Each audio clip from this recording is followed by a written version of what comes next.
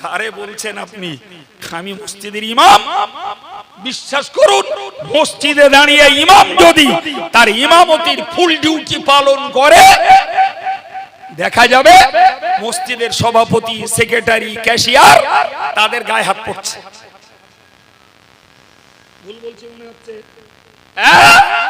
মুসল্লির গায়ে হাত পড়ছে। সবাই মিলে চিন্তা করলে ইমাম আর রাখা যাবে না, এ আমার গাকে আমারকে বিরুদ্ধে বলছে, ওর ছিদ্র সোজা করবে না।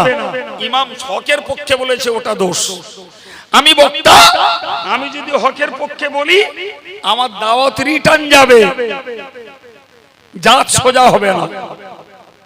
স্কুল মাস্টার যদি ছাত্রটাকে একটা আদর্শ ছাত্র বানানোর চেষ্টা করে, গার্জিয়ান তার উপরে আঁক করে যেয়ে পড়বে, আমার ছেলে পড়ে পড়ুক না পড়ুক, তার বিরুদ্ধে কথা বলার অধিকার আপনাকে কে দিল? তার গায়ে হাত দেওয়ার অধিকার আপনার কে দিয়েছে? কথা বলে। প্রিয় ভাই আমার, আমি আপনাকে বোঝাতে চাইছি, তাহলে সেকাল আর একাল একই রয়ে গেছে। হকের পক্ষে কথা বললে একদল মানুষ সেটাকে বরদাস্ত করতে চায় না, অথচ কোরআন বলছে লাআল্লাকা বাখিউন নাফসাকা আল্লা ইয়াকুনু মুমিনিন। ও নবী, এরা ঈমান আনছে না বলে আমি জানো তোমাকে দেখছি তুমি ক্ষতিগ্রস্ত হচ্ছ। এত পরিমাণ নবী মেহনত করছেন, নবী এত চেষ্টা করছেন, door to door, man to man, নবী ঘুরে ঘুরে ঘুরে ঘুরে দ্বীনের দাওয়াত দিচ্ছেন, কলেমার প্রচার করছেন। খোদ আল্লাহ পাক বললেন, নবীরে তুমি এরা ঈমান আনছে না বলে এদের দরদে আর মহব্বতে তুমি নিজেকে যেন ক্ষতিগ্রস্ত করে ফেলছো। কারণ একটাই, কোন মাস্টার চায় না তার ছাত্র ফেল করুক। আমার রাসূলুল্লাহ চাইছিলেন না যে আমার একটা উম্মত বেঈমান হোক, একটা উম্মত জাহান্নামের উপযুক্ত হোক, এটা নবী চাইছিলেন না। নবী হার্ড এন্ড সোল চেষ্টা করছিলেন এরা তাওহীদপন্থী হোক, এরা আল্লাহর একত্ববাদে বিশ্বাসী হোক, এরা কোরআনের ফলোয়ার্স হোক, এরা আমি নবী মুহাম্মদুর রাসূলুল্লাহ সাল্লাল্লাহু আলাইহি ওয়াসাল্লাম আমার তাবেদার হোক।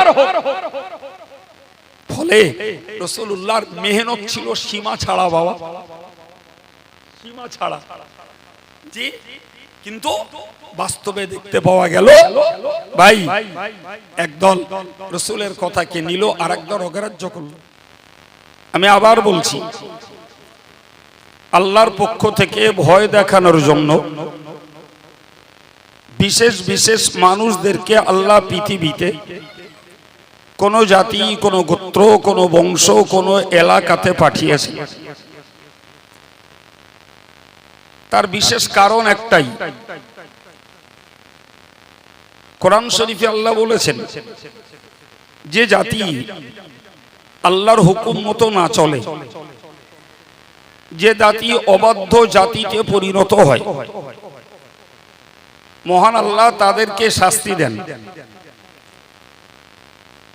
কিন্তু আল্লাহ পাকের নীতি হলো আল্লাহ কাউকে সতর্ক না করে, সাবধান না করে শাস্তি দেন না।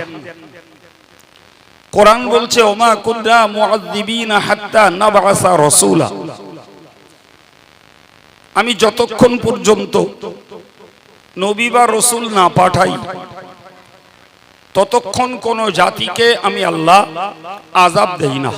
সুবহানাল্লাহ, এটি আল্লাহর করুণা। কোন জাতিকে তার অপরাধের দায়ে যদি আল্লাহ পাকের ধ্বংস করতে ইচ্ছা হয় তখন সে জাতির কাছে বার্তাবাহক নবী বা রাসূল পাঠান। সেই নবী বা রাসূল তাদের কাছে যে তাদেরকে আল্লাহর আযাবের ভয় দেখান। এরপরে যদি তারা সাবধান না হয় তখনই আল্লাহ পাক তাদেরকে বিধ্বস্ত করেন। সুতরাং আমাদেরকে এই আলোচনা থেকে একটা জ্ঞান নিতে হবে যে নবী বা রাসূলদের পৃথিবীতে পাঠানোর পিছনে একদিকে অনুগত বান্দাদের জান্নাতের সুসংবাদ দেওয়া, আর একদিকে অবাধ্য বান্দাবান্দীদের বাস্তব পৃথিবীতে শাস্তির বার্তা এবং মৃত্যুর পরে কঠিন জাহান্নামের কথা তাদেরকে অবগত করাতেই আল্লাহ পাক নবী এবং রসুলদেরকে পাঠিয়েছেন। সম্মানিত ভাইয়েরা, মুরব্বীরা, মনে রাখুন, কোরআন শরীফে আল্লাহ বলেছেন, ইন্না আরসালনাকা শাহিদাও ওয়া মুবাশশিরাও ওয়া নাযীরা।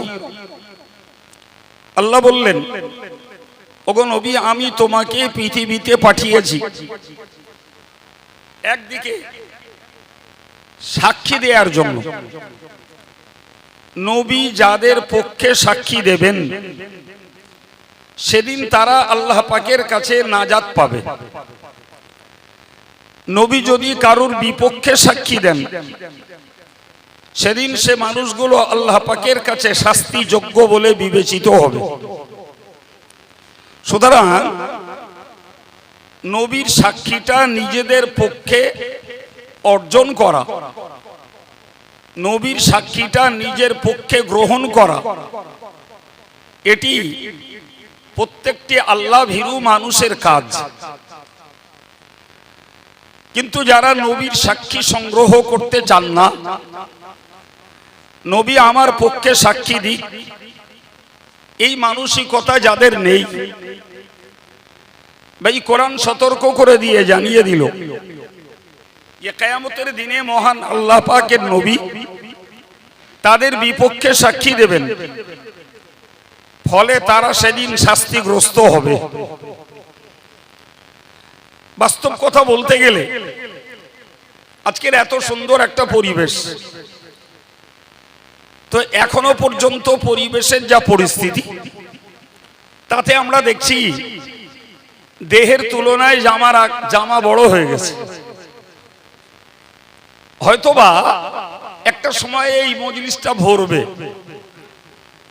তবে সেটা কলবের খোরাকের জন্য নয়, মজলিসটা ভরবে পেটের খোরাকের জন্য। এই মজলিসটায় দুটো খাদ্য, একটা কলবের খাদ্য যেটা কোরআন সুন্নাহ মোতাবেক জ্ঞান চর্চা, এতে মানুষের হৃদয় ভরে, আর জাগতিক খাবার খেলে পেট ভরে। তো আমি জানি না আমাদের মৌলানা রেজাউল কারীম সাহেব উঠলে মজলিস কতটা শোনার জন্য ভরবে সেটা আল্লাহ ভালো জানে, তবে তাবাররুকের সময় মজলিসে জায়গা নাও হতে পারে, আল্লাহ ভালো জানে। তো যদি তাবাররুকের সময় মজলিসটা ভরে ওঠে তাহলে বুঝতে হবে যে এরা জ্ঞান খোরাক খাওয়ার পক্ষে নেই, এরা পেটের খোরাক খাওয়ার পক্ষে।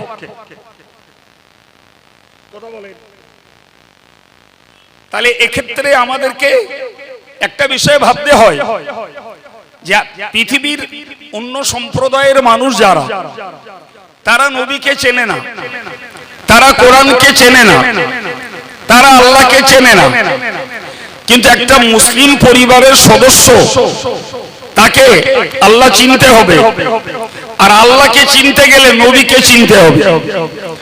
নবীকে না চিনে কারো পক্ষে আল্লাহকে চেনা সম্ভব নয়। সম্মানিত ভাইরা আমার, তাহলে মুসলিম কমিউনিটির এখনো এত পরিমাণ সদস্য রয়েছে যারা আল্লাহ এবং রসুলকে চেনার ব্যাপারে অনেক উদাস, অমনোযোগী, অলসতা, এর প্রতি তাদের কোনো অন্তরের আকর্ষণ নেই। যদি থাকতো তাহলে একটা কথা এরা ভাবতো, যে নবীকে সৃষ্টি না করলে আমি পৃথিবীতে আসতে পারতাম না, সেই নবীর ভূপৃষ্ঠে আগমনকে কেন্দ্র করে নবী দিবস উদযাপনের নামে বিভিন্ন অনুষ্ঠানের ভিতর দিয়ে এই জাতীয় আলোচনার মজলিসগুলো তৈরি হয়। অন্তত মুসলমান ঘরের সাবালেক সাবালিগা ছেলে মেয়েরা তারা ভাবতে পারতো যে আমরা মাদ্রাসায় পড়িনি, আমরা ধর্মীয় বই পুস্তক পড়ি না, আমরা আলেম ইমাম হাফেজ এই জাতীয় ধর্মীয় জ্ঞানীদের কাছে বসি না, অন্তত আমাদের গ্রামে কি মহল্লাতে নবীর শানে একটি আলোচনার মজলিস তৈরি হয়েছে, তো সেখানটায় যদি একটু সময় দেই তাহলে আমরা তো কিছু জ্ঞান লাভ করতে পারবো। কিন্তু এখন যদি এই গ্রামটার এ মাথা থেকে ছোলাদানা পর্যন্ত ঘুরে আসা যায় তাহলে দেখা যাবে প্রচুর পরিমাণে আমাদের ঘরের ছেলেরা তারা গল্পের আসরে আড্ডার আসরে সময় কাটাচ্ছে। তাদের কাছে এ বার্তা আছে যে আজকে গজালবাড়ি মসজিদের পক্ষে বিশ্ব নবী দিবস উদযাপন হবে, তাহলে যদি এতটুকু চেতনাবোধ তাদের ভিতরে থাকতো তাহলে অন্য দিন গল্প করি, অন্য দিন আড্ডার আসরে বসি, অন্যান্য দিন চায়ের দোকানে সময় কাটাই, তা আজকের দিনটা চলো না একটু যাই, আলেমরা আসে কি বলে একটু শোনা যাবে। এ মানসিকতাটা যদি মুসলিম ঘরের ছেলে মেয়েদের তৈরি না হয় তাহলে বিধর্মীদের ব্যাপারে আমাদের আর কথা বলার মতো অধিকার নাই। তারা তো ভিন ধর্মের মানুষ, তারা আল্লাহকে নাই চিনতে পারে, তারা নবীকে না চিনতে পারে, তারা আল্লাহ এবং নবী সম্পর্কে কটূক্তি করতে পারে, তারা কোরআনের ব্যাপারে বিরোধী ভূমিকা নিতে পারে, কিন্তু তাদের কথা ভাববার আগে আমার ঘরের কথা ভাবতে যেই তো আমরা নির্বাক হয়ে যাই। আমাদের মুখে কথা থাকে না যে আমার ঘরের ছেলেরা মেয়েরা এরা না চেনে আল্লাহকে, এরা না চেনে রসুলকে, এরা না জানে কোরআনকে। ভুল হচ্ছে আমার কথা বলে? ভাই আমরা আমাদের নিয়ম পালন করছি, অর্থাৎ মসজিদ কমিটি জলসার আয়োজন করেছে, বক্তাদেরকে দাওয়াত করেছে, বক্তারা বলছেন আমরা যারা ধর্মীয় মানুষ এসে শুনছি, আলহামদুলিল্লাহ এটা আমাদের ডিউটি, আমরা পালন করছি। কিন্তু যারা এখনো পর্যন্ত ধর্মপথের পথিক নন, ধর্মের প্রতি যাদের মনে আকর্ষণ নেই, আল্লাহ রসুলের আনুগত্য স্বীকার করার মতো মন মানসিকতা যাদের তৈরি হয়নি, তারা যদি এই জাতীয় মজলিসগুলোতে বসতো, একদিন দুদিন করতে করতে হয়তো তারাও একদিন ধর্মমুখী হতো। তা না হলে এই সুন্দর পরিবেশ তৈরি করে মানুষের কষ্ট উপার্জিত অর্থ চাঁদা তুলে লাভ কি? এ মানুষগুলো তো কম বেশি জেনেছে বুঝেছেন বলেই এরা তো ধর্মপথে পা বাড়িয়েছেন। তাহলে মসজিদে মুসল্লিদের নিয়ে একটা সবরেসানি করে দিলেই হক আদায় হয়ে যেত, না কি বলছেন জি? এ তো হচ্ছে তেলা মাথায় তেল দেওয়া। যারা জেনেছেন, যারা বুঝেছেন, যারা ধর্ম করছেন, যারা নামাজি, যারা দাড়িওয়ালা, যারা টুপিওয়ালা, যারা আল্লাহর পথের পথিক হয়েছেন, আমরা তাদের কাছে আরো দুটো জ্ঞান চর্চা করছি, তার মানেই হলো তেলা মাথায় তেল দিচ্ছি, না কি বলছেন?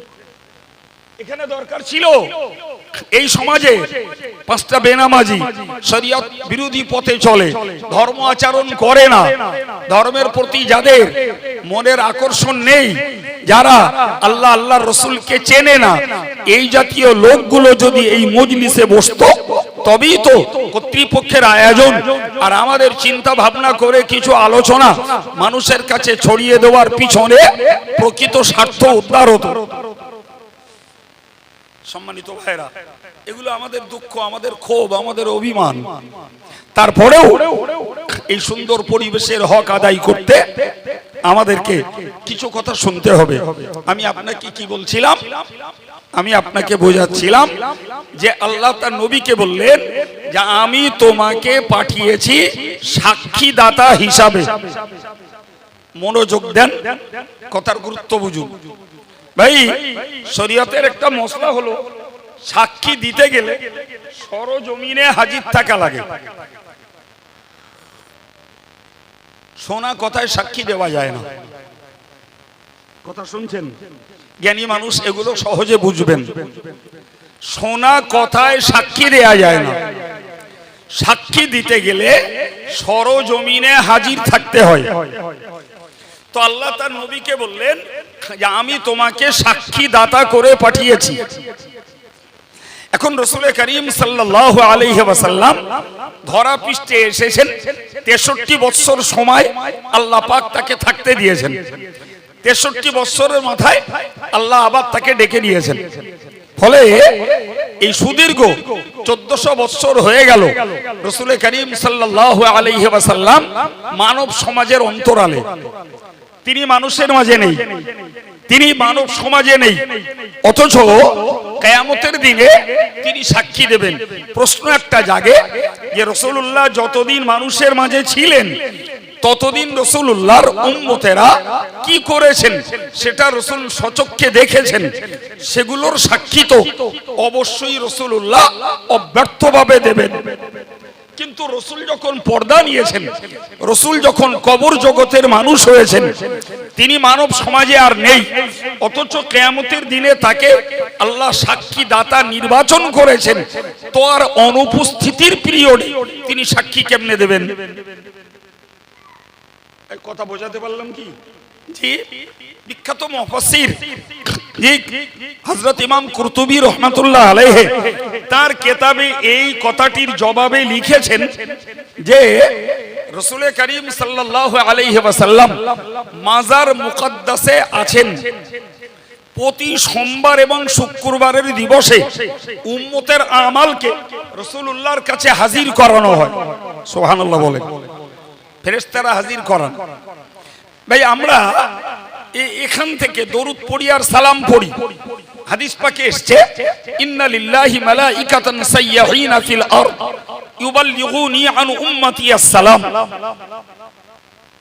রাসূল বলেছেন আল্লাহ পাকের ভ্রাম্যমান ফেরেশতা রয়েছে।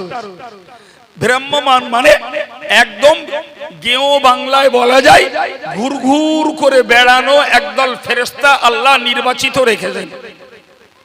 তাদের কাজ হলো গোটা দুনিয়া জুড়ে ঘোরা। ডিউটি কি? যেখানে রাতে দিনে আলো আধারে রাসূলুল্লাহর কোন উম্মত রাসূলের প্রতি দরুদ পড়েন অথবা রাসূলুল্লাহকে সালাম জ্ঞাপন করেন, এই দরুদ আর সালামকে ওই ফেরেশতারা নবী পাকের দরবারে পৌঁছে দেন। একটু মন খুলে বলেন ভাই, আমাদের এখানটায় এখন রাত, সৌদিতে সবে সন্ধ্যা হলো ভাই, এখানে এখন রাত 9টা, আমেরিকায় এখন সকাল 9টা। এই কথা বুঝতে পারছেন কি? হ্যাঁ, তাহলে সারা পৃথিবীর টাইমটা একটা রোটেশন হয়। অতএব আমি একটা সময় ইবাদত করছি, আরেক দেশের মানুষ আরেক সময় করছে, আরেক দেশের মানুষ আরেক সময় করছে। ফলে বলতে পারা যায় সারা বিশ্ব জুড়ে ইবাদত গুজার বান্দা বান্দি যারা, আল্লাহ ওয়ালা আল্লাহ ওয়ালি নারী পুরুষ যারা, তারা একটা না একটা টাইম তারা আল্লাহর ইবাদতে, জিকির ফিকিরে, তাসবিহ তেলাওয়াতে, দরুদ সালামে তারা রত আছে। জোরে বলেন।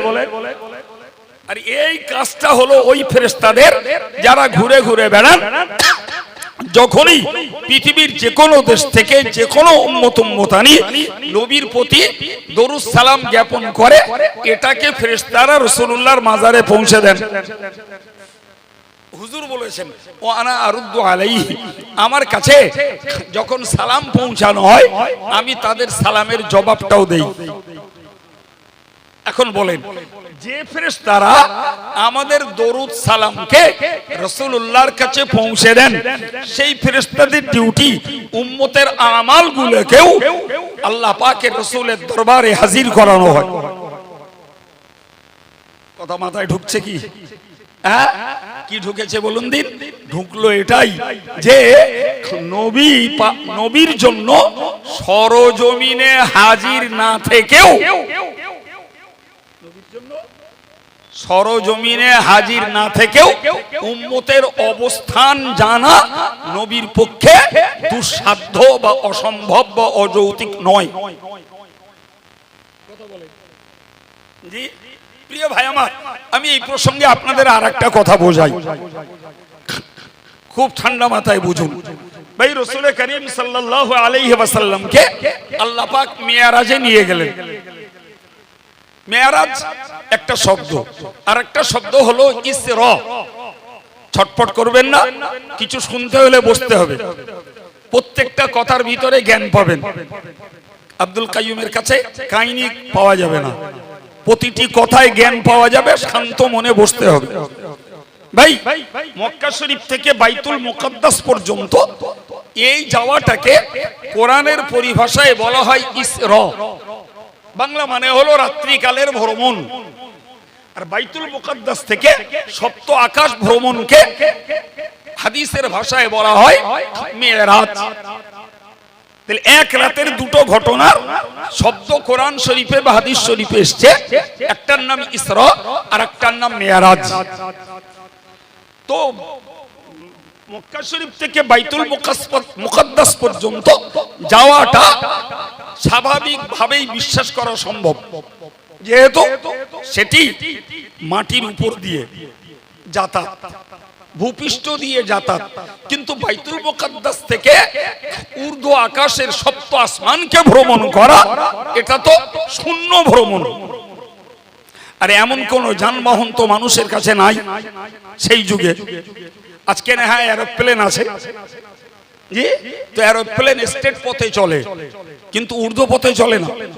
তার একটা বর্ডার আছে, সীমারেখা আছে, সেই পর্যন্ত উঠে সে স্টেট পথে চলে তার গন্তব্যস্থল। ঠিক না ভুল? কিন্তু রাসূলুল্লাহ গেছেন তো সপ্ত আকাশের ঊর্ধ্বে। সার কথায় রাসূলুল্লাহ সপ্ত আকাশ ভ্রমণ করে জান্নাত দেখে জাহান্নাম দেখে আবার রাতে রাতে ফিরে এসেছেন। তিনি এসেছেন তার চাচাতো বোন উম্মে হানির ঘরে। উম্মে হানিকে ডেকে তুললেন, বললে উঠে নামাজ পড়ে নাও। নামাজ পড়ে রাসূল বললেন, দেখো আমি গত রাত্রিতে বাইতুল মুকাদ্দাসে গেছি এবং 7 আসমানকে ভ্রমণ করেছি। ওই যুগে বাইতুল মুকাদ্দাসে যাওয়া যে যানবাহনের ব্যবস্থা ছিল, সেই যানবাহনের মাধ্যমে যেতেও কম বেশি 1 মাস সময় লাগতো। কতদিন বললাম? 1 মাস। প্রথম কথাই উম্মে হানির কাছে সন্দেহজনক হলো, যে পথ যেতে 1 মাস সময় লাগে সেই পথ আপনি এই রাত্রি গেলেন আর ঘুরে এলেন, এটা তো ভাববার আছে নাকি? ভাববার নেই। আবার ওই পর্যন্তই শেষ নয়, উনি বলছেন যে আমি ওইখান থেকে 7 আসমান ভ্রমণ করে ফিরে এসেছি। তাহলে এই কথাটি উম্মে হানির কাছে 100% অবিশ্বাস্য বলে মনে হচ্ছিল, কিন্তু রাসূলকে তিনি বিশ্বাস করে নিয়েছেন, ফলে তিনি কোনো সন্দেহ প্রকাশ করেননি। তবে একটা কথা বললেন, ইয়া রাসূলুল্লাহ আপনি আমাকে যা বলেছেন এই কথাটা আর কাউকে যেন বলবেন না। বিশেষত বিরোধী যারা, তাদের কাছে এ কথা বললে তারা এটাকে সর্বে মিথ্যা বলে গণ্য করবে, আপনার প্রতি তারা অনাস্থা আনবে, আপনাকে তারা অবিশ্বাস করবে। আপনি আদার্স কাউকে বলবেন না। এ থেকে বুঝতে পারা যায় উম্মে হানির মন না মেনে নিলেও রাসূল বলেছেন এই নীতিতে বিশ্বাস করেছেন, কিন্তু অন্যের কাছে বলতে মানা করছেন কেন? অন্যের কাছে বলতে মানা করছেন আমি বিশ্বাস করলে ওরা বলো বিশ্বাস। রাসূল বললেন আমি চোখে যা দেখেছি তা লোককে বলবই। সুবহানাল্লাহ। আমাকে তুমি বাধা দিতে পারবে না বলে রাসূল বাড়ি থেকে বার হলেন, গন্তব্য কাবা চত্বর। কাবায় গেলেন, গিয়ে পরিষ্কার বললেন যে আমি গত রাত্রিতে জেরুজালেমের বাইতুল মুকাদ্দাসে গেছি এবং ওইখান থেকে ঊর্ধ্ব আকাশ ভ্রমণ করে সপ্ত আকাশ পেরিয়ে আল্লাহর আরশ মুআল্লা পর্যন্ত ঘুরে এসেছি। উম্মে হানির যা সন্দেহ তাই ঘটলো। কেউ বলল এতদিন আমরা পাগল বলতাম মুহাম্মদকে, কিন্তু আজকে দেখছি সত্যকারের পাগল হয়ে গেছে। বাস্তবের সঙ্গে মুহাম্মাদের দাবির কোনো মিল নাই। অতএব আজকে মুহাম্মদ অরিজিনালি ম্যাড হয়ে গেছে, অরিজিনাল পাগল হয়ে গেছে। কেউ হো হো করে হাসলো, কেউ মুহাম্মদকে মিথ্যাবাদী বলল, কেউ মস্তিষ্ক বিকৃত বলল, কেউ বা মুহাম্মদকে জাদুগ্রস্ত বলল। এক একজন এক এক রকমের ভাষায় নবীকে বিদ্ধ করতে লাগলো। একদল তো ঝুমকে অট্টহাস্য করতে করতে বেরিয়ে গেল, কিন্তু আরেক দল কৌতূহলী কাফেরেরা দাঁড়িয়ে গেল। রাসূল বলছেন আমি হাজারে আসওয়াদ এবং রুকনি ইয়ামানি কাবা শরীফের এই দুটি কোণের মাঝখানটায় বসা কুরাইশরা আমাকে ঘিরে ধরলো।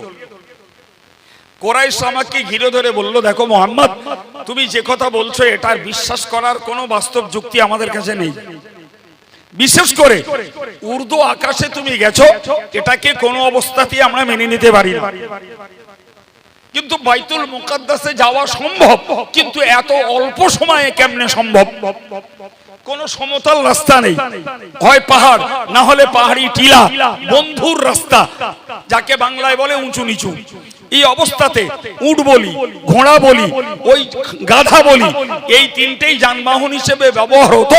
তিনটের একটাও এরকম উঁচু নিচু রাস্তায় দ্রুত গতিতে চলতেই পারে না। তবুও আমরা বাইতুল মুকাদ্দাসে গেছি। আর তুমি যে ইতিপূর্বে কখনো বাইতুল মুকাদ্দাসে যাওনি সেটা আমরা জানি। কথা বুঝে আসছে নাকি? আরে বাবা, গজালমারির একটা ছেলে যদি আমেরিকায় থাকে, যার ছেলেই হোক, তো গজালমারির মানুষেরা জানবে যে অমুকের ছেলেটা আমেরিকায় থাকে। মুহাম্মদ মক্কার ছেলে, সুতরাং মুহাম্মদ কোনদিন জেরুজালেমের বাইতুল মুকাদ্দাসে গেছেন এতটুকু বার্তা তাদের কাছে থাকবে। কিন্তু ইতিপূর্বে তিনি জাননি, এ ব্যাপারে তারা সুনিশ্চিত। এই রাত্রিতে ঘুরে এসেছেন বলছেন, তাহলে আমাদের কিছু প্রশ্নের উত্তর দাও, তোমার দাবি সত্যতা আমরা বিশ্বাস করব। রাসূল পাক বললেন, আমি যখন তাদের ঘেরা টোপের মাঝে বসা, তারা আমাকে জিজ্ঞেস করলো বাইতুল মুকাদ্দাসের অবস্থানটা বলো, তার চারিপাশের চিত্রটা বলো, বাইতুল মুকাদ্দাসের সিঁড়ির ধাপ কটা বলো, বাইতুল মুকাদ্দাসে দেখতে কেমন এটা বলো। সেটা তার ফটোগ্রাফির যুগ নয়, যা আগে থেকে মোহাম্মদ ফটোয় দেখে রেখেছে। কথা বুঝতে পারেননি? সুতরাং এমন কিছু প্রশ্ন রাসূলুল্লাহকে থ্রো করা হলো, যেগুলি ভালো করে পর্যবেক্ষণ না করলে ওই উত্তরগুলো দেয়া নবীর পক্ষে সম্ভব নয়। আল্লাহ পাকের হাবিব পরবর্তীকালে বলেছেন, মক্কার কাফেররা যখন, মুশরিকরা যখন বাইতুল মুকাদ্দাসের ব্যাপারে আমাকে প্রশ্ন করছিল, ওটি ছিল আমার কাছে সর্বাপেক্ষা একটা কঠিন মুহূর্ত। কারণ রাসূল করিম সাল্লাল্লাহু আলাইহি ওয়াসাল্লাম মেরাজে গেছেন 51 হিজরিতে, 51 খ্রিস্টাব্দে। রাসূলুল্লাহ 51 বছর বয়সে মেরাজে গেছেন। তার মানে এর আগে 11 বছর ধরে নবী দ্বীন প্রচার করছেন। এই কথা বোঝা গেল কি? 41 বছর বয়স থেকে দ্বীন প্রচার শুরু করেছেন। তখন আল্লাহকে এক বলেছেন, জান্নাতের কথা বলেছেন, জাহান্নামের কথা বলেছেন, কবরের আযাবের কথা বলেছেন।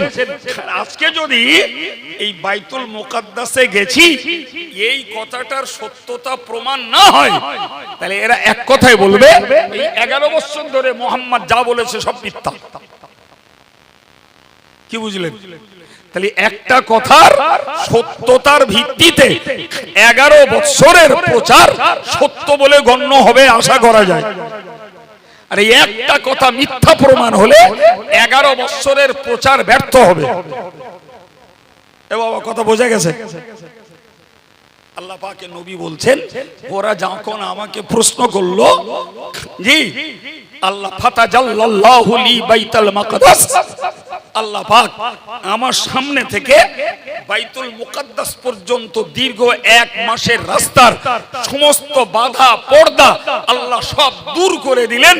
আমি কাবা শরীফের চত্বরে বসে বসে নিজে চোখে দেখে গুনে গুনে গুনে গুনে ওদের প্রশ্নগুলোর যথার্থ উত্তর দিয়ে দিলাম। কি বুঝলেন? এটি আল্লাহর কুদরতে নবীর মুজিজা স্বরূপ সম্ভব। আমি কেন এই গল্প আপনার কাছে তুলে ধরলাম? জি এবার একটুখানি বলিনি ভাই, আমরা পৃথিবীতে আছি, নবী আমাদের মাঝে নেই। নবী আমাদের মাঝে নেই, আমরা পৃথিবীতে আছি। আচ্ছা, যে আল্লাহ তার নবীকে মক্কায় বসে জেরুজালেমের বাইতুল মুকাদ্দাসের পূর্ণ চিত্র দেখাতে পারেন, সে আল্লাহ তার নবীকে মাজার মুকাদ্দাসে রেখে দিয়ে উম্মতের আমালের চিত্রকে দেখাতে পারেন না? পারেন না? প্রিয় ভাই,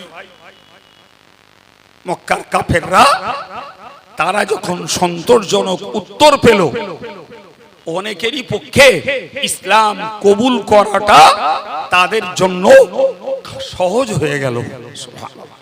এবং এতদিন পর্যন্ত 11 বছর ব্যাপী মুহাম্মদ যা কিছু প্রচার করেছেন সেগুলি সত্যতার ব্যাপারে তারা সুনিশ্চিত হলো যে মুহাম্মদ যখন এতদিন বলে এসেছে যে কথাগুলি, সেগুলিও সত্য বলে বোধ হচ্ছে।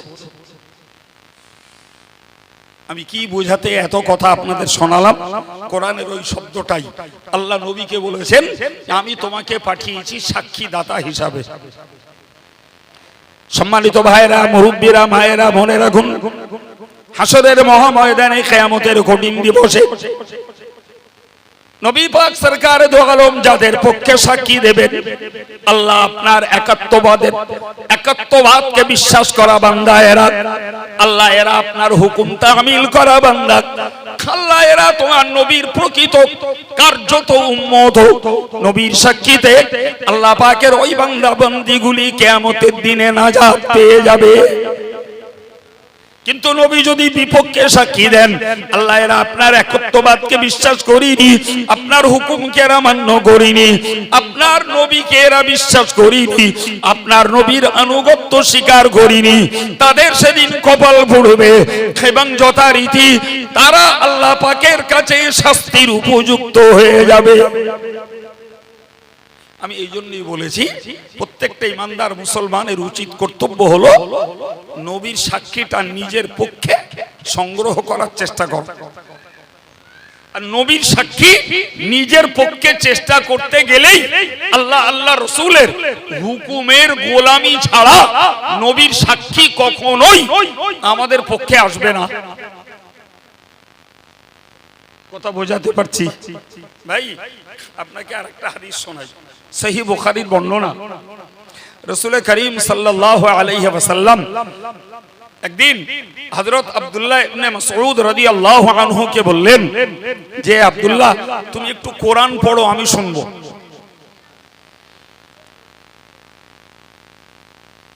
কি পড়তে?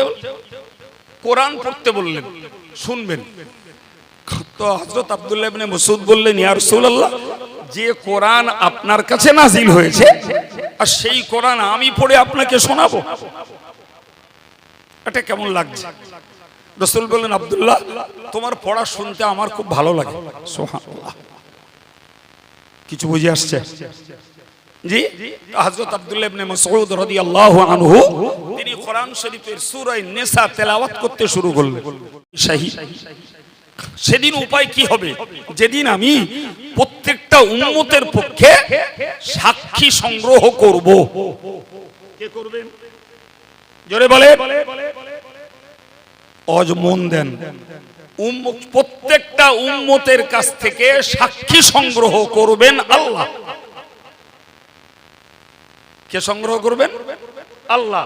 আর নবীরা সাক্ষী দেবেন তাদের উম্মতের পক্ষে অথবা বিপক্ষে, আর সাক্ষী কালেক্ট করবেন কে? এর পরের অংশ বললেন, ওজিনা বিকা আলা হাউলাই শাহিদা, হে মুহাম্মদ সাল্লাল্লাহু আলাইহি ওয়াসাল্লাম, আমি আল্লাহ তোমাকে এদের সকলের উপরে সাক্ষী হিসাবে গ্রহণ করব। এদের মানে কাদের? মুফাসসিররা তার ব্যাখ্যায় বলেছেন দুটো ব্যাখ্যা। একটা হলো যে মক্কাতে যারা বসবাস করে, কাফের, মুশরিক, ইহুদি, খ্রিস্টান, অগ্নি উপাসক, তারকা পূজক, যত ধর্মের লোক বাস করে, এদের ব্যাপারেও সাক্ষী আল্লাহ নবীর কাছ থেকে নেবেন। আর একটা তাফসীর হলো, কিয়ামত পর্যন্ত আমার নবীর পর থেকে যত উম্মত পৃথিবীতে আসবে, এদের ব্যাপারেও আল্লাহ পাক আমার নবীর কাছ থেকে সাক্ষী নেবেন। কথা বুঝে আসছে বাপ? হ্যাঁ। হযরত আব্দুল্লাহ ইবনে মাসউদ বলছেন, আমি রাসূলুল্লাহর দিকে তাকিয়ে দেখি রাসূলের দুই চোখ দিয়ে পানি পড়ছে। আমি পড়া বন্ধ করলাম, আমি পড়া বন্ধ করে দিলাম। রাসূলের কান্নার কারণ কি? রাসূল কাঁদছেন কেন? ভাই, কান্নার কারণটাকে খুব ভালোভাবে বুঝুন, ভালোভাবে বুঝুন। একটা বাপের ছেলে ধরে নেন চুরি করেছে, চুরির দায়ে প্রশাসনের কাছে ধরা পড়েছে। ভাই, চুরির দায়ে প্রশাসনের কাছে ধরা পড়েছে এবং বাপও জানছে যে আমার বেটা চুরি করেছে। ফলে আর 5টা মানুষের সঙ্গে বাপকেও সাক্ষী দিতে হচ্ছে নিজের ছেলেকে চোর বলে। কথা বোঝাতে পারলাম? জি, বাপকে সাক্ষী দিতে হলো নিজের ছেলেকে চোর বলে। এখন চুরি যখন করেছে তাহলে পানিশমেন্ট তো নেওয়াই লাগবে। এখন বলেন, ছেলে চুরি করেছে এটাও সত্য, বাপ জানে তাও সত্য, ফলে শাস্তি পাওয়ার উপযুক্ত এটাও সত্য। এরপরেও বলবেন বাপের ছেলেটা যখন চুরির দায়ে মার খাবে, বাপের অন্তরে দুঃখ, ব্যথা, আঘাত লাগবে না? লাগবে না? একদম। প্রিয় ভাইরা আমার, বোনের গীতি ভালো করি বোনেরা গুণ। একজন মাস্টার মশাই মাস্টারি করেন, স্কুলে ছাত্র ছাত্রী রয়েছে। যে ছেলেটা পাস করে সেটাও তার ছাত্র, যে ছেলেটা ফেল করে সেটাও তার ছাত্র। আমার রাসূল যখন থেকে পৃথিবীতে এসেছেন কিয়ামত পর্যন্ত গোটা পৃথিবীর নারী আর পুরুষ হলে নবী পাকের কলবি সন্তান, গোটা পৃথিবীর নারী আর পুরুষ নবী পাকের ছাত্র ছাত্রীর সমতুল্য। এখন কেউ নবীর কথা মতো কাজ করে তারা জান্নাতি হবে, মানে পাস করবে। এরাও যেমন ছাত্র ছাত্রী, যে ছাত্র ছাত্রী যারা নবীর কথা উপেক্ষা করে ফেল করে জাহান্নামে যাবে, তারাও তো নবীর ছাত্র ছাত্রী। এখন বলুন না, নবীর ছাত্র ছাত্রী যারা, এরা যারা ফেল করে জাহান্নামে যাবে, এটা নবীর কাছে দুঃখের হবে না? হবে না? বলেন বলেন। রাসূলুল্লাহ এই জন্যই কেঁদেছেন যে কিয়ামতের দিনে আমার কাছ থেকে আল্লাহ সাক্ষী নেবেন। এখন আমাকে বলতে হবে সেদিন যে আমার অমুক উম্মত আল্লাহ সে আপনার হুকুমের গোলামি করেছে, ফলে সে নাজাত পাওয়ার উপযুক্ত। আবার আমাকেই বলতে হবে আমার অমুক উম্মত সে আপনার একত্ববাদকে বিশ্বাস করেনি, ফলে সে শাস্তি পাওয়ার উপযুক্ত। তাহলে আমার সাক্ষীতে আমার উম্মত, আমার সাক্ষীতে আমার কলবি সন্তান, আমার সাক্ষীতে আমার ছাত্র ছাত্রীরা সেদিন জাহান্নামে যাবে। এই কথা মনে উঠতেই আমার কান্না এসেছে। আমার কথা কিছু বুঝতে পারছেন? হ্যাঁ, তাহলে এই জায়গাটায় দাঁড়িয়ে আর একটা কথা ভাবতে হয় যে নবী তার উম্মতেরা জাহান্নামে যাবে, এজন্য তিনি কাঁদছেন। আর নাউজুবিল্লাহ, আমার ভাইরা মায়েরা যারা জাহান্নামের পথে চলছেন, কান্না তো দূরের কথা, তাদের ভিতরে ভাবনা, চিন্তা, ব্যথা, বেদনা এবং জীবনটা পরিবর্তন করার মতো কোনো চেতনা তাদের মধ্যে নেই। বললাম হ্যাঁ। তাহলে আল্লাহ পাক তার নবীকে বললেন, নবী তোমাকে পাঠিয়েছি সাক্ষী দাতা হিসাবে। প্রিয় ভাইরা আমার, আমি আপনাকে দুবার করে বুঝিয়েছি যে আমাদের প্রত্যেকের উচিত কর্তব্য হলো নবীর সাক্ষীটা আমাদের পক্ষে আনবার মতো পথে আমাদের চলা। এবার বলি, কোরআন শরীফে মহান আল্লাহ জানিয়েছেন ও মুবাশশিরাও ওয়া নাযীরা, ও আমার নবী তুমি মনে রাখো আমি তোমাকে পাঠিয়েছি, একদিকে তুমি তোমার মান্যওয়ালাদের জন্য তুমি সুসংবাদ দান করবে, তোমায় যারা মান্য করে চলবে তাদেরকে তুমি সুসংবাদ দেবে। অপরদিকে বললেন ওয়া নাযীরান, তোমাকে যারা অগ্রাহ্য করে চলবে তুমি তাদেরকে জাহান্নামের ভয় দেখিয়ে দেবে। তোমাকে পাঠিয়েছি ভয় দেখানোর জন্য, আর তোমাকে পাঠিয়েছি সুসংবাদ দেওয়ার জন্য। একই নবীর দুটি গুণ, একদিকে তিনি ভীতি প্রদর্শনকারী, ভয় দেখানেওয়ালা মানুষ, আর একদিকে তিনি সুসংবাদ দাতা। একই নবীর গুণ। এর একদম সরল অর্থ হলো যারা নবীর কথা মেনেছেন তাদের জন্য নবীর সুসংবাদদাতা। যারা নবীর কথাকে অগ্রাহ্য করেছেন তাদের জন্য নবী ভীতি প্রদর্শনকারী, ভয় দেখানেওয়ালা। এখন আমাদেরকে ভাবতে হবে ভাই, নবী দিবস উদযাপন মানে নবীর নূরের কাহিনী শুধু শোনা নয়, নবীর মায়ের গর্ভে থাকাকালীন অলৌকিকত্বের ঘটনাগুলি শোনা নয়, নবীর জন্মকেন্দ্রিক অলৌকিক ঘটনাগুলি শোনা নয়, নবীর শৈশব এবং কৈশোর কালের জীবনী শোনাই শুধু নবী দিবস উদযাপনের মৌলিক স্বার্থ নয়। ভাই, এর মৌলিক স্বার্থ হলো আমাদেরকে নবীকে চেনা এবং নবীর পথের অনুসারী হওয়া। ওই নবীর দৌলতে পৃথিবীতে আমরা শান্তিতে জীবন যাপন করব, মৃত্যুর পরে ওই নবীর গোলামির ওসিলায় আমরা জাহান্নাম থেকে নাজাত পাবো। এই মানসিকতা তৈরি করাই তো প্রকৃতপক্ষে নবী দিবস উদযাপনের মূল স্বার্থ। তা না হলে প্লেন মজার মজার গল্প আছে নবীর জীবনের, মজার মজার অলৌকিকত্ব আছে, সেগুলো বলে দিলাম, আপনি আমি সুবহানাল্লাহ বলে বাড়ি চলে গেলাম। তাতে আমার করণীয় কি বুঝবো না। সম্মানিত ভাইরা আমার, আমার আল্লাহ পাক কোরআন শরীফে বলেছেন, ও নবী তোমাকে পাঠিয়েছি সাক্ষী দাতা হিসাবে, তোমাকে পাঠিয়েছি সুসংবাদ দেওয়ার জন্য, তোমাকে পাঠিয়েছি ভয় দেখানোর জন্য।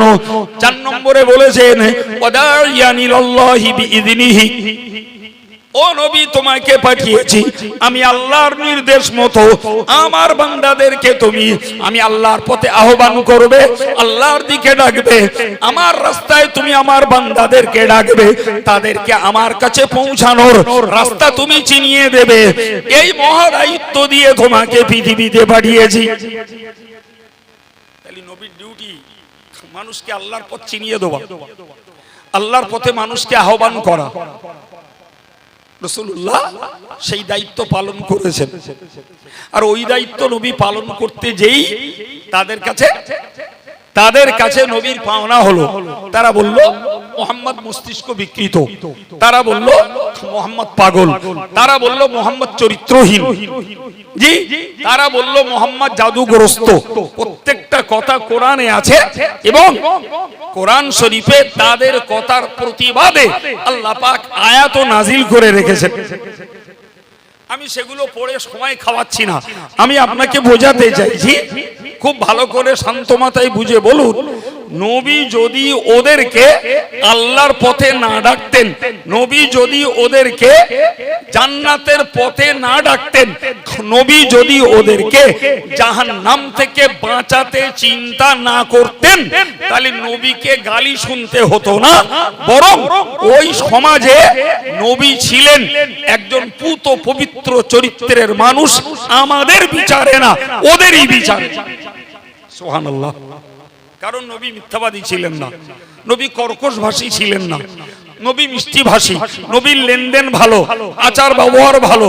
নবী পাক সাল্লাল্লাহু আলাইহি ওয়াসাল্লাম সর্ববয়সী মানুষের সঙ্গে তিনি মানবতার ব্যবহার করতেন।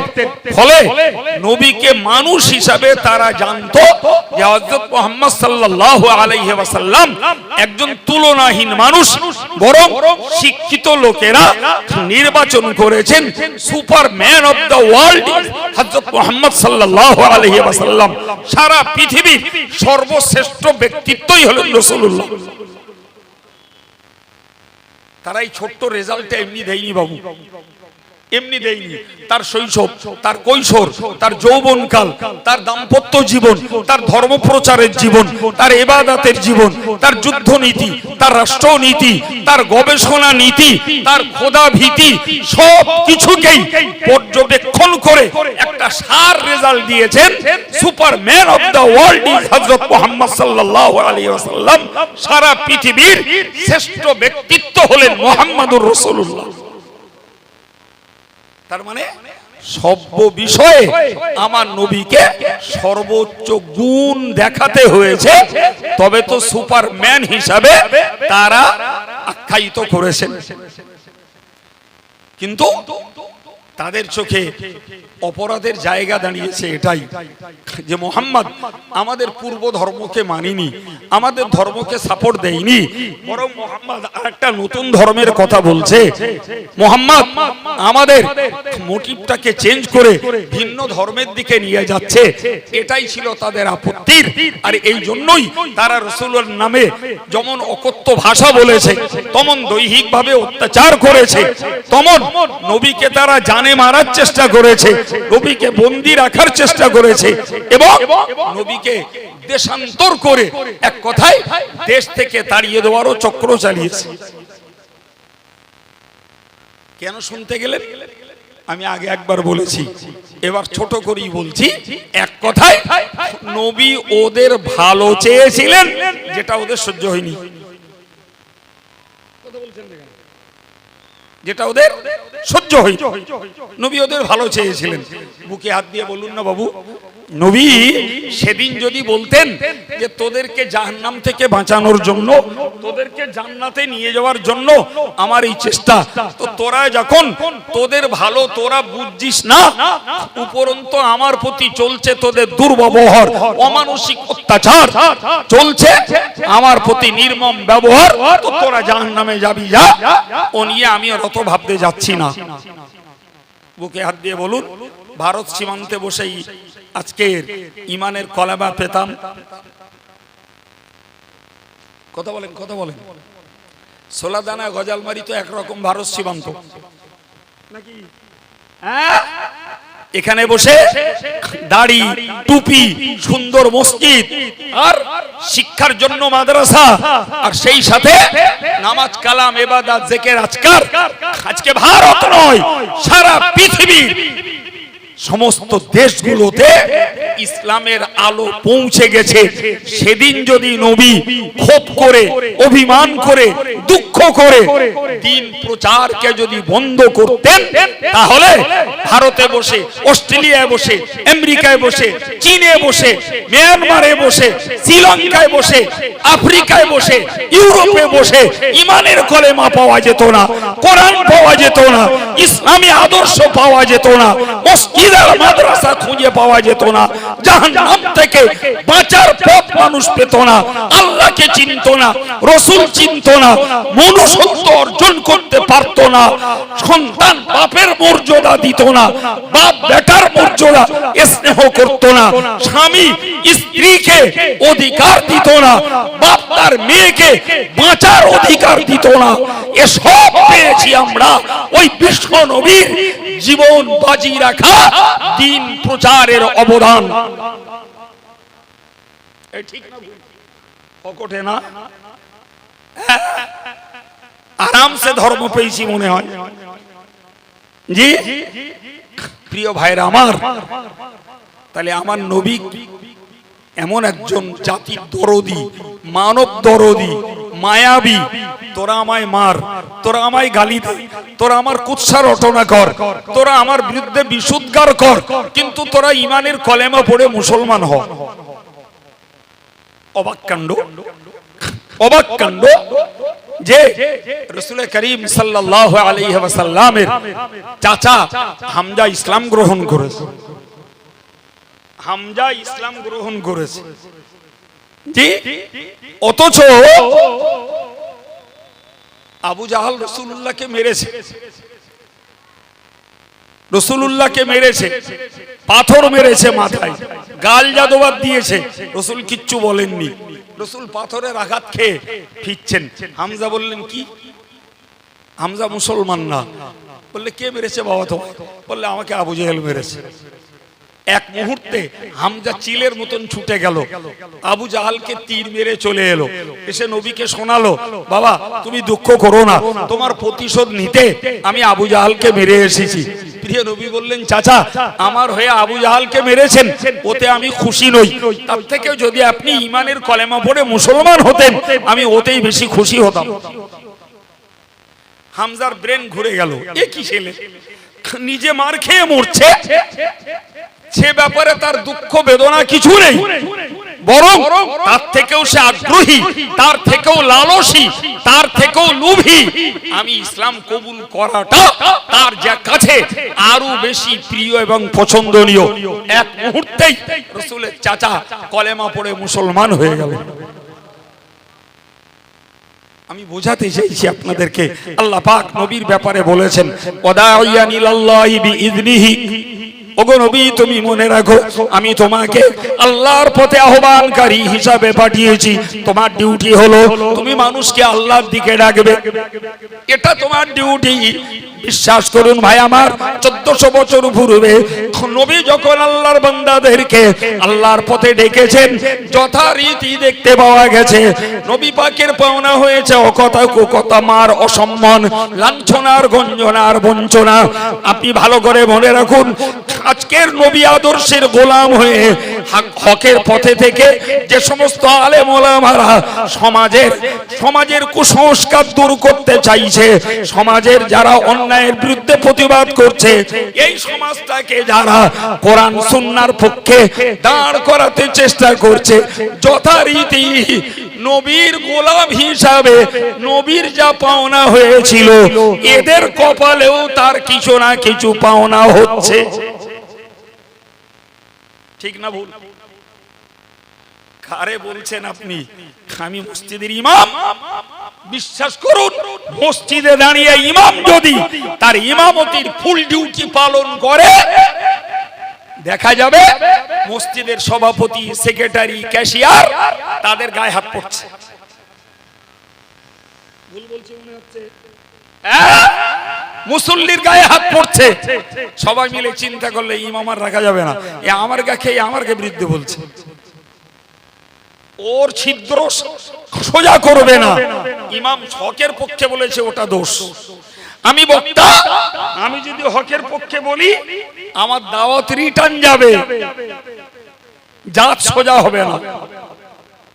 স্কুল মাস্টার যদি ছাত্রটাকে একটা আদর্শ ছাত্র বানানোর চেষ্টা করে, গার্জিয়ান তার উপরে আঁক করে যেয়ে পড়বে, আমার ছেলে পড়ে পড়ুক না পড়ুক, তার বিরুদ্ধে কথা বলার অধিকার আপনাকে কে দিল? তার গায়ে হাত দেওয়ার অধিকার আপনার কে দিয়েছে? কথা বলে প্রিয় ভাই আমার, আমি আপনাকে বোঝাতে চাইছি, তাহলে সেকাল আর একাল একই রয়ে গেছে। হকের পক্ষে কথা বললে একদল মানুষ সেটাকে বরদাস্ত করতে চায় না, অথচ কোরআন বলছে লাআল্লাকা বাখিউন নাফসাকা আল্লা ইয়াকুনু মুমিনিন। ও নবী, এরা ঈমান আনছে না বলে আমি জানো তোমাকে দেখছি তুমি ক্ষতিগ্রস্ত হচ্ছ। এত পরিমাণ নবী মেহনত করছেন, নবী এত চেষ্টা করছেন, door to door, man to man, নবী ঘুরে ঘুরে দ্বীনের দাওয়াত দিচ্ছেন, কলেমার প্রচার করছেন।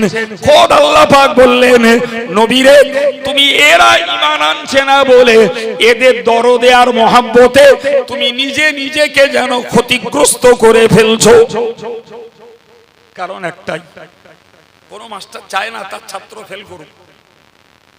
আমার রাসূলুল্লাহ চাইছিলেন না যে আমার একটা উম্মত বেঈমান হোক, একটা উম্মত জাহান্নামের উপযুক্ত হোক, এটা নবী চাইছিলেন না। নবী হার্ড এন্ড সোল চেষ্টা করছিলেন এরা তাওহীদপন্থী হোক, এরা আল্লাহর একত্ববাদে বিশ্বাসী হোক, এরা কোরআনের ফলোয়ার্স হোক, এরা আমি নবী মুহাম্মদুর রাসূলুল্লাহ সাল্লাল্লাহু আলাইহি ওয়াসাল্লাম আমার তাবেদার হোক। ফলে রাসূলুল্লাহর মেহনত ছিল সীমা ছাড়া, বাবা সীমা ছাড়া। জি, কিন্তু বাস্তবে দেখতে পাওয়া গেল ভাই একদল রাসূলের কথাকে নিল আর একদল অগ্রাহ্য করলো। আমার আল্লাহ পাক নবী বলেছেন কুল্লু উম্মতি ইয়াদখুলুনাল জান্নাতা ইল্লা মান আবা, কিলা মান ইয়াবা, ক্বালাত মান আসানি ফাকাদ আবা। আল্লাহ পাক নবী বললেন, ও সাহাবীরা তোমরা মনে রাখো আমার প্রত্যেকটা উম্মত জান্নাতি হবে। সুবহানাল্লাহ বলবেন না? নবী বললেন আমার প্রত্যেকটা উম্মত, কি বলেছি বলেন, প্রত্যেকটা উম্মত জান্নাতি হবে। এরপরে রাসূলুল্লাহ বললেন কেবলমাত্র তারা ছাড়া যারা আমাকে অস্বীকার করেছে। আমাকে যারা অস্বীকার করেছে তারা ছাড়া আমার বাকি উম্মত সব কি হবে? মন খুলে সুবহানাল্লাহ বলেন, আর একটু মোহাব্বত করে সুবহানাল্লাহ বলেন। ভাই এখন আমি যদি এই প্রথম অংশটা বলে ছেড়ে দিই যে রাসূল বলেছেন যে আমার প্রত্যেকটা উম্মত জান্নাতি হবে, তো সমাজে ধর্মহারা, আমলহারা, আল্লাহ ভোলা, রাসূল ভোলা নারী আর পুরুষগুলো তো তারা বগল বাজাবে। আমরা যখন উম্মতে মুহাম্মাদি একদিন না একদিন হড়িয়ে গড়িয়ে ঠিক জান্নাতে যাব। ওই চিন্তাই করবে শুধু না, আমার মতন একদল লোক একদল হুজুর করাচ্ছে, বলছে নবী দিবসের সভাটা খুব সুন্দর করে দাও। যারা নবীর শানে যত সুন্দর সভা দেবে আল্লাহ তাদের জান্নাতটা ওই রকম সাজিয়ে দেবে। এ কাঁচা মেরে লেগে গেল, দেখে দেখে ঘেন্না ধরে গেছে। জি ভাই, ও বুঝে নিলে আমি যখন নবীর শানের মজলিস সুন্দর করে দিয়েছি, তাহলে নামাজ না পড়ি, রোজা না রাখি, হজ না করি, যাকাত না দিই, জিকির না করি, তাসবিহ না পড়ি, সুদ খাই আর মদ খাই, গান শুনি আর জুয়া খেলি, আর ফ্রি ফায়ার খেলি আর পাবজি খেলি, আর চিত্ত বিনোদন করি আর নারী নির্যাতন করি, আর পরকিয়া করি, আর কিচ্ছু না হোক, আমি উম্মতে মুহাম্মাদি মানে জান্নাতে যাচ্ছি। আজও এ পাগলামি চলে, আমার দেশেই চলে। রাসূলুল্লাহ বললেন আমাকে অস্বীকার যারা করেছে তারা ব্যতীত বাকি উম্মতেরা জান্নাতে যাবে। একজন সাহাবী বললেন, হুজুর আপনাকে আবার অস্বীকার করলো কে, বা আপনাকে অস্বীকার করার চিত্র কি? রাসূল বললেন মান আসানি ফাকাদ আবা, যে আমার অমান্য করলো, আমার অবাধ্য হলো, আমার কথাকে অগ্রাহ্য করলো, সেই লোকটাই যেন আমাকে অস্বীকার করলো। কি বুঝলেন? একবারও মুখে বলতে হবে না নবী মানি না, একবারও বলতে হবে না নবী সত্য নয়, নাউজুবিল্লাহ, এ কথা মুখে বলতে হবে না। শুধু নিজের কাজে নবীর কথাকে অমান্য করলেই নবীর অস্বীকৃতি প্রমাণ হবে। নবীর কথাকে অমান্য করলেই নবী পাকের অগ্রাহ্যতা প্রমাণ হবে। রাসূল বললেন ওই লোকগুলোই জাহান্নামে যাবে। জি ভাই, রাসূল করিম সাল্লাল্লাহু আলাইহি ওয়াসাল্লাম তার একটা উক্তিতে বলেছিলেন, লাউ কানা মূসা হাইয়ান লামা ওয়াসাহু ইল্লা ইত্তিবাই। আমার আল্লাহ পাকের নবী বলেন, হে আমার উম্মতেরা ও আমার সাহাবারা, তোমরা মনে রাখো, লাউ কানা মূসা হাইয়ান, আল্লাহ পাকের নবী এবং রাসূল হযরত মূসা আলাইহিস সালাম তিনি যদি আমার যুগে বেঁচে থাকতেন, আমি আল্লাহ পাকের নবী বলছি মূসা নবীকেও আমার পথের অনুসরণ করতে হতো। তিনি তো নবী, কথা বুঝেননি? তিনি বনী ইসরাইল জাতির নবী, তিনি তাওরাত কিতাবের অধিকারী রাসূল। তারপরেও আমার নবীর বক্তব্য হলো যে মূসা নবী যদি বেঁচে থাকতো তাহলে তাকেও আমি মুহাম্মাদুর রাসূলুল্লাহর তাবেদারি করতে হতো। যেখানে একজন নবী তাকেও আমার নবীর তাবেদারি করতে হতো বলে আল্লাহ পাক জানিয়েছেন, সেখানে খোদ নবীর উম্মতের এক অংশ সেই নবীকেই মানে না। এর থেকেও দুঃখজনক আর কি থাকতে পারে? জি প্রিয় ভাইরা আমার, আমি এই প্রসঙ্গে আপনাকে আরেকটা আয়াত শোনাই। জানেন তো কোরআন শরীফে আল্লাহ বলেছেন, ওয়াইজ আখাযাল্লাহু মিসাকান নাবিয়্যিন লাম্মা আতাইতুকুম মিন কিতাবিন ওয়া হিকমাহ সুম্মা জাআকুম রাসূলুম মুসাদ্দিকুল লিমা মাআকুম। আল্লাহ পাক প্রত্যেকটা নবীর কাছ থেকে আমরা জীবনে শুনেছি, আল্লাহ 1 লক্ষ অথবা আরেক মতে 2,24,000 পয়গম্বর আল্লাহ পাঠিয়েছেন। সুবহানাল্লাহ। আর এই প্রত্যেকটা নবীর কাছ থেকে আল্লাহ পাক অঙ্গীকার নিয়েছেন। কিসের অঙ্গীকার? প্রত্যেকটা নবীর কাছ থেকে অঙ্গীকার নিয়েছেন যে তোমার যুগে যদি আমি আমার নবী মুহাম্মদ সাল্লাল্লাহু আলাইহি ওয়াসাল্লামকে পাঠাই তাহলে লা তুমিনুন্না বিহি ওয়া লা তানসুরুন্না, তার প্রতি তোমাদের ঈমান আনা লাগবে এবং তার দ্বীন প্রচারের কাজে তোমাদের সাহায্য করা লাগবে। সুবহানাল্লাহ বলে। আশ্চর্য ব্যাপার, সকল নবীর কাছ থেকে আল্লাহ পাক এই অঙ্গীকার গ্রহণ করেছেন যে আমার নবী মুহাম্মদকে তোমার যুগে পাঠালে তোমাকেও আমার নবী মুহাম্মাদের প্রতি ঈমান আনা লাগবে, তার দ্বীনের কাজে তোমাকে সাহায্য করা লাগবে। আখরারতুম, তোমরা কি মেনে নিলে? আল্লাহ জিজ্ঞাসা করলেন। সকল নবীরা এক বাক্যে বলেছিলেন কলু আকরারনা, এ আল্লাহ আমরা আপনার দেওয়া এই অঙ্গীকারকে গ্রহণ করে নিলাম। আমি আপনাদের মাথায় দিতে চাইছি এই কথাটুকু বাবু, তাহলে নবী মুহাম্মদুর রাসূলুল্লাহ এমন একজন ব্যক্তিত্ব, নবী মুহাম্মদুর রাসূলুল্লাহর শরীয়ত এমন একটি শরীয়ত, নবী মুহাম্মদুর রাসূলুল্লাহর প্রাপ্ত কিতাব আল কোরআন এমন একটি গ্রন্থ, এমন একটি বিধান যে तमाम পৃথিবীর সকল নবীরা আমার নবীর প্রতি ঈমান আনতে, আমার নবীর দ্বীন প্রচারে সাহায্য করতে তারা আল্লাহ পাকের কাছে প্রতিশ্রুতিবদ্ধ। এবার বলেন আমরা সরাসরি সেই নবীর উম্মত, তাহলে আমরা ওই নবীকে মান্যতা দিতে, তার আনুগত্য স্বীকার করতে আমরা বাধ্য কিনা?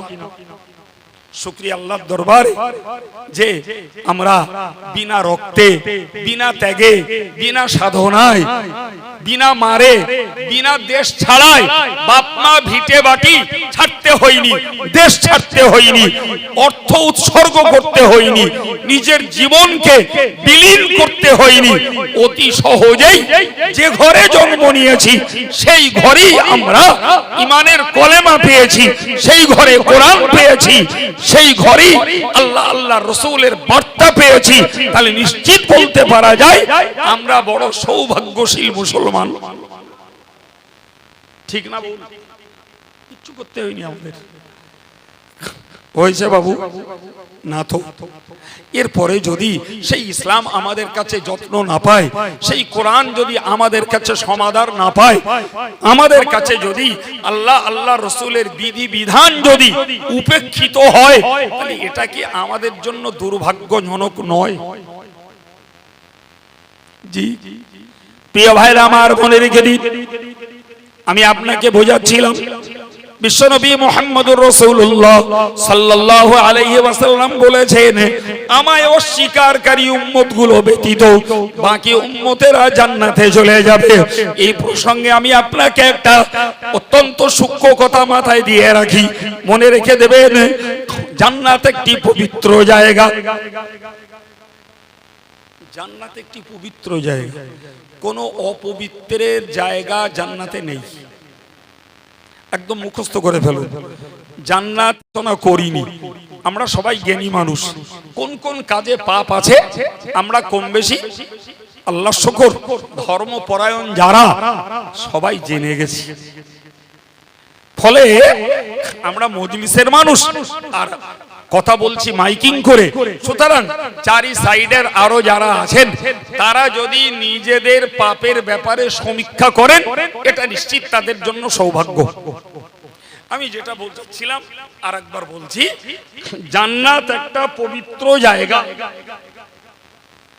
সুতরাং পবিত্র ব্যক্তি ব্যতীত জান্নাতে কেউ যাবে না। এবারে মনে রাখুন, পাপ একটা অপবিত্র বিষয়, কথা মাথায় যাচ্ছে বাবু? জান্নাত পবিত্র জায়গা, তাতে পবিত্র ব্যক্তি ছাড়া যাবে না। পাপ একটা অপবিত্র বিষয়, সুতরাং পাপিষ্টের জন্য জান্নাত নয়। থিওরি মনে থাকবে। এখন রাস্তা দুটো, একটা হলো নফসের তাড়নায়, শয়তানের প্ররোচনায়, দুনিয়ার মায়া জালে জড়িয়ে পড়ে আমি পাপ করে ফেলেছি, রাস্তা আমার দুটো, হয় আমাকে তওবা করে মরতে হবে, তওবার বিনিময়ে পাপ মোচন হবে, আমি জান্নাতি বলে বিবেচিত হব। যদি আমি তওবা করে পাপ মোচন করে না মরতে পারি, তাহলে আমাকে জাহান্নামে যাওয়া লাগবে। কেন? একদম সহজ সরল কথা, যে আমরা জানি সোনার খাঁজ যদি বার করতে হয় তাহলে তাকে আগুনে পোড়ানো লাগবে, না কি বলছেন? আগুনে পোড়ালে খাঁজ বেরিয়ে যাবে, খাঁটি সোনা পাওয়া যাবে। তুমি পাপের খাঁজ তৈরি করেছো, তওবা করে মরনি, তোমাকে জাহান্নামে যাওয়া লাগবে। জাহান্নামে তোমার পাপ অনুপাতে তুমি জ্বলবে, এরপর তোমার খাঁজ বেরিয়ে গিয়ে খাঁটি হবে, তোমাকে আল্লাহ তুলে জান্নাত দান করবেন অন কন্ডিশন। শর্ত হলো একটাই, যে তোমাকে পাপিষ্ট হওয়ার পরেও ঈমান নিয়ে মরা লাগবে। আমি কি বুঝিয়েছি বাবু? তাহলে কাফেররাও জাহান্নামে যাবে, আর পাপিষ্ট ঈমানদাররাও জাহান্নামে যাবে। আবার মনে রাখুন, কাফেররাও জাহান্নামে যাবে আর পাপিষ্ট ঈমানদাররাও জাহান্নামে যাবে।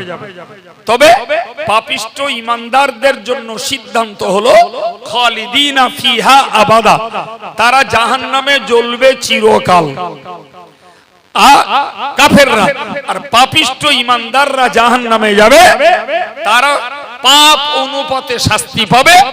রাসূল করিম সাল্লাল্লাহু আলাইহি ওয়াসাল্লামের শাফাআতে তারা জাহান্নাম থেকে নাজাত লাভ করে জান্নাতের হকদার হবে। আমি আপনাকে কথা বোঝাতে, যে এই কথাটাও আপনাদেরকে বোঝাতে চাইলাম,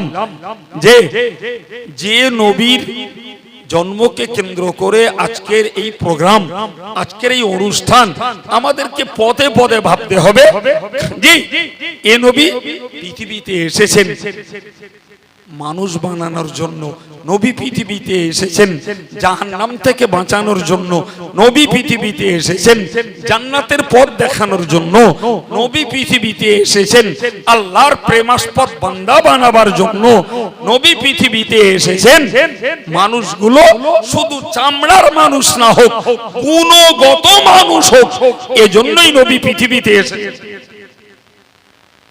এখন যদি আমরা সেই গুণগত মানুষ হওয়ার পথে যদি চলি, তাহলে তো নবীর আগমন আমাদের জন্য সার্থক।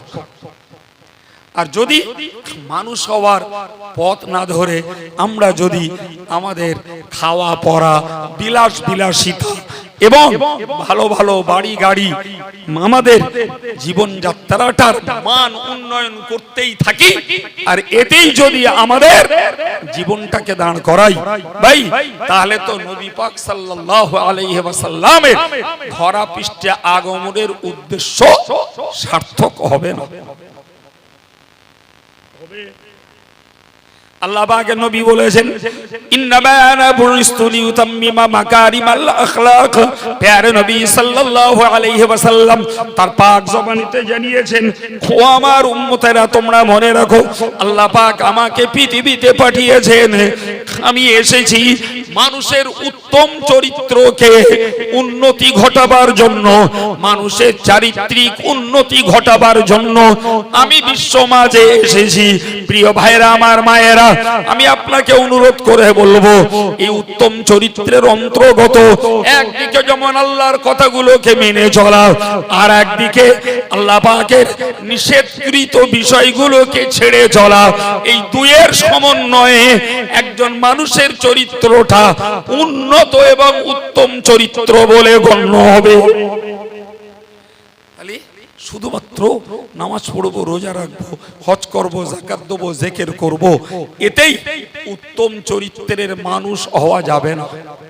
এটা যেমন চাই, পাশাপাশি আমার জীবন থেকে সুদ বাদ যাওয়া লাগবে, মদ বাদ যাওয়া লাগবে, জুয়া বাদ যাওয়া লাগবে, গান বাদ যাওয়া লাগবে, লটারি বাদ দেওয়া লাগবে, নারীর বেপর্দা থেকে পর্দা আবৃত হওয়া লাগবে, চিত্ত বিনোদন বন্ধ করা লাগবে, প্রতারণা বন্ধ করা লাগবে, ঠকবাজি বন্ধ করা লাগবে, তবেই তো আমি উত্তম চরিত্রের মানুষ হয়েছি বলে প্রমাণ হবে। রাগ করেন না বাবু, যাক একটু একটা ঘুরঘুর করি তো ঘুরঘুর করে দেখেছি জি একদল মানুষ আলহামদুলিল্লাহ তারা ধর্মটা যেমন করে অধর্ম থেকে তেমন বাঁচে, আর একদল মানুষ ধর্মও করে সঙ্গে ফুল দমে অধর্মটাও করে যায়, আর আরেকদল মানুষ ধর্মও করে না উপরন্ত অধর্মটা করে। বিশ্বাস হচ্ছে আমার কথা? জি এখন ভাই বলুন, যদি রাসূলুল্লাহর এই কথাকে বিশ্বাস করি, রাসূল বললেন যে আমি পৃথিবীতে এসেছি মানুষের চরিত্রের উন্নতি ঘটাবার জন্য।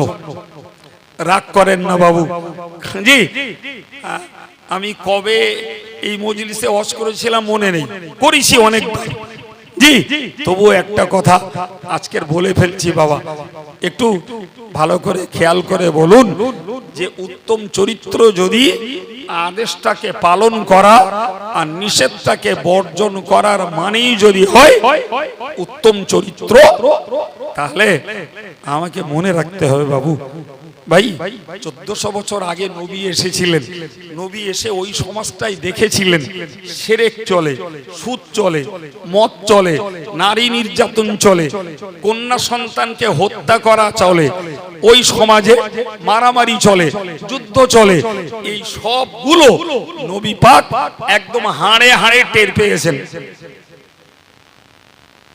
ঠিক না ভুল? রাসূলুল্লাহর ইসলাম প্রচারের কাল মাত্র 23 বছর, তার 13 বছর মক্কায়, 10 বছর মদিনায়। এই 13 প্লাস 10 23 বছরের রাসূলুল্লাহর জীবন বাজি রাখা সাধনার বরকতে আলহামদুলিল্লাহ গোটা আরব সাম্রাজ্য থেকে এই সমস্ত রকমের চরিত্রহীনতার সব কাজগুলো দূর হয়ে একটি সুশীল শান্তির সমাজ মক্কাবাসীরা উপহার পেয়েছে, মদিনাবাসীরা উপহার পেয়েছে। জোরে বলে ঠিক না বউ? ভাই আজকে 1400 বছরের আমরা পূর্ণ মুসলমান গোষ্ঠী, আমরা নতুন না, আমরা পুরাতন গোষ্ঠী। বুকে হাত দিয়ে ভাববার জন্য দায়িত্ব রইল, আমার উপরে ক্ষোভ করবেন না, আমি ইতিহাসের আলোয় কথা বলছি। বলেন না 1400 বছর পরের এই পুরাতন মুসলমান আমরা যারা, ভাই আমাদের জাতির এক অংশের ভিতরে সুদ, মদ, জুয়া, গান, নারী নির্যাতন, ব্যভিচার, নারীর বেপর্দা, পরকিয়া, জি ইফটিজিং এবং ফ্রি ফায়ার, পাবজি, মেরে খাওয়া, ফাঁকিবাজি করে খাওয়া, প্রতারণা করা, চিট ফান্ডের ব্যবসা করা, এই জাতীয় কাজগুলো মুসলমানরা বাদ দিয়ে ফেলেছে বলে সব মনে হয় বাপ ফেলেছে। একজন বলছেন আরো বেশি হয়েছে, তো ওনার কথাটা একেবারে ভুল না। জনসংখ্যা যখন বেড়েছে ধার্মিকের সংখ্যাও বেড়েছে, ঠিক পাল্টা অধর্ম, দুশ্চিন্তা, দুশ্চরিত্রের সংখ্যাও বাড়বে। কি লোকে ভাবে মসজিদ এখন অনেক, মাদ্রাসা অনেক, দাড়িওয়ালা টুপিওয়ালা প্রচুর। আমি বলি বোকারে, আগে জনসংখ্যাটা দেখ। আগের লোকে ধর্ম করত, লোক সংখ্যাও কম ছিল, এখন যেমন ধর্ম বেশি করছে, জনসংখ্যা বেশি হয়েছে, হারামের কাজগুলো বেশি করছে। ওটাও ভাব, শুধু এক সাইড ভাবলে হবে না। আমার বেদনা এই জায়গাটায়, আমার বেদনা এই জায়গাটায়।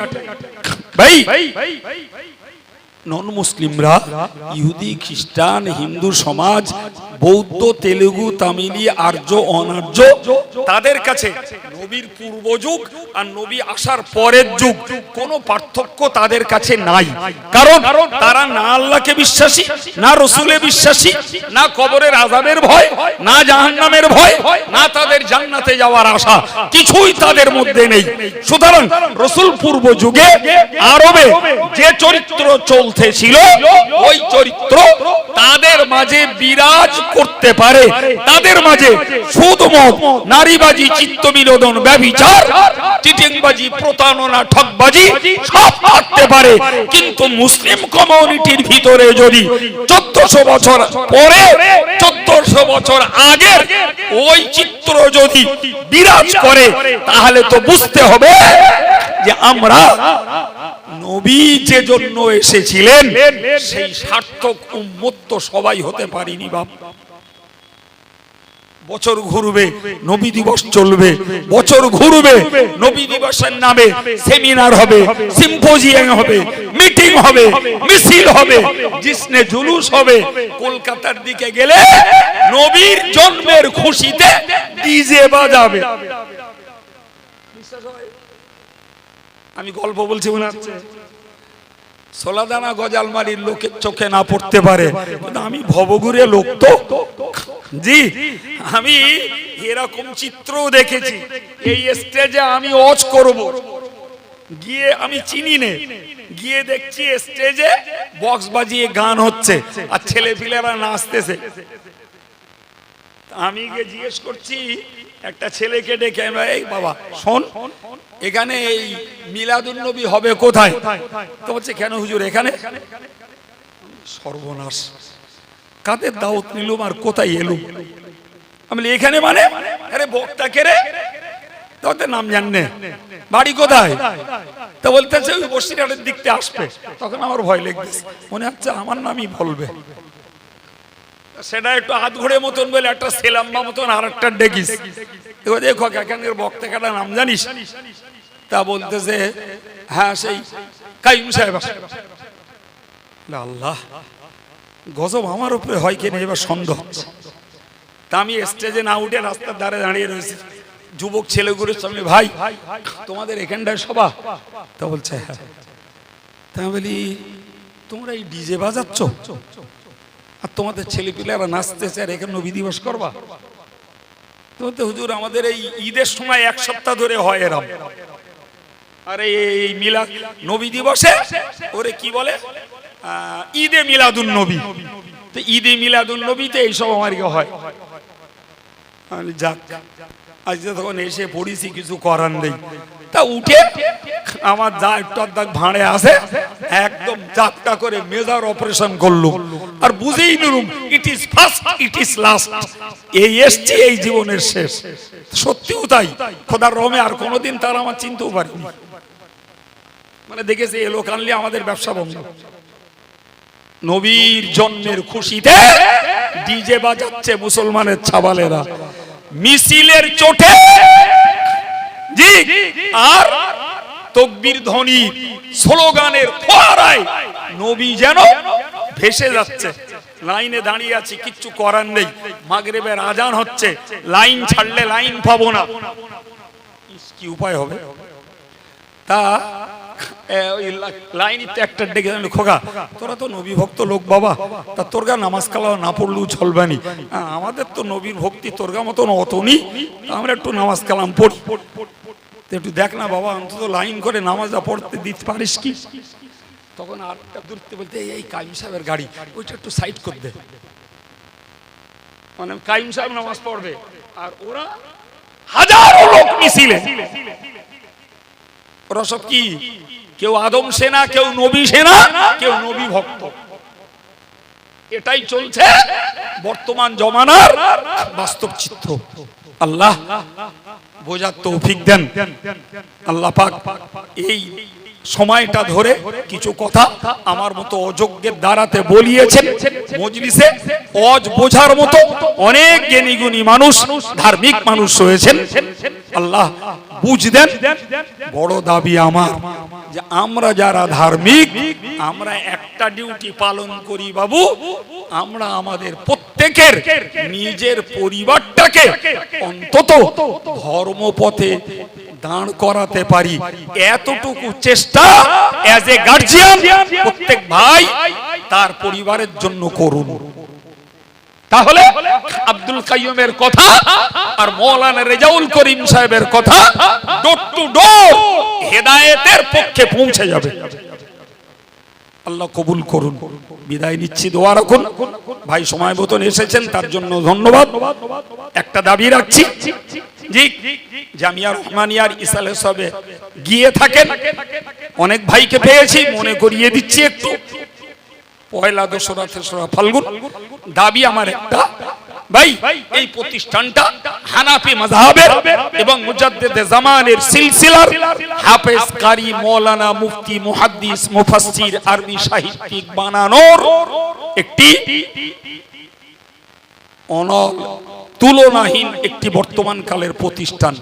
আপনি এমনি দান যা করেন করেন, পারলে এই প্রতিষ্ঠানটার একটা স্থায়ী সদস্য হওয়ার জন্য আপনাদের কাছে একান্ত দাবি রেখে গেলাম। হাফেজ সাহেব তথা ইমাম সাহেব আছেন, আমার জামাই বাবু নূর হোসেনও আছেন, জি ও রেজাউল করিম ভাইয়ের কাছেও বললে হবে, একটা করে সদস্য হবেন। আপনার পাড়া